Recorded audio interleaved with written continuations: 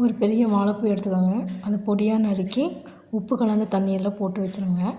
ஒரு கடாயில் 2 table spoon எண்ணெய், 1 ஸ்பூன் கடுகு, ஒரு பெரிய வெங்காயம் போட்டு வதக்கிக்கோங்க.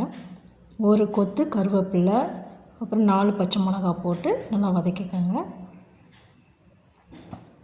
இந்த பூ உடம்புக்கு ரொம்ப நல்லது. சிறுநீரக பிரச்சனை எது இருந்தாலும் இது சரியாயிரும். வாரத்துக்கு 2 முறையாவது இது போன்ற பொரியல் செஞ்சு சாப்பிடுங்க. நல்லா வதங்கினதுக்கப்புறம் பொடியாக நறுக்கின வாழைப்பூவை கொஞ்சம் கொஞ்சமாக சேருங்க. தண்ணி ஊற்ற வேண்டிய அவசியம் இல்லை, ஏன்னா அதுவே தண்ணி விடும்.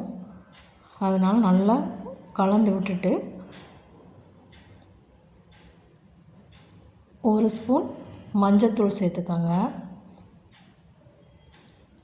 நல்லா கலந்து விட்டு 1 ஸ்பூன் மஞ்சத்தூள், அப்புறம் உப்பு கொஞ்சம் சேர்த்துக்கோங்க. உப்பு இதுக்கு எப்போயுமே மற்ற பொரியலை விட கொஞ்சம் கம்மியாகவே சேருங்க.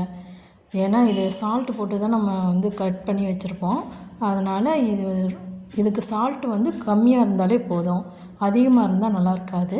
அதனால் தேவைக்கேற்ப கம்மியாகவே நீங்கள் சால்ட்டு சேர்த்துக்கோங்க. பத்தலைன்னா கூட அதுக்கப்புறம் ஆட் பண்ணிக்கலாம். அதிகமாக மட்டும் போட்டுறாதீங்க. நல்லா வதக்கி விட்டுட்டு அதுக்கப்புறம் ஒரு கைப்பிடி அளவு துருவிய தேங்காவை சேர்த்து நல்லா கிளறி விட்டிங்கன்னா அருமையான வாழைப்பூ பொரியல் ரெடி. பிடிச்சிருந்தால் ஷேர் பண்ணுங்கள், கமெண்ட் பண்ணுங்கள், சப்ஸ்கிரைப் பண்ணுங்கள்.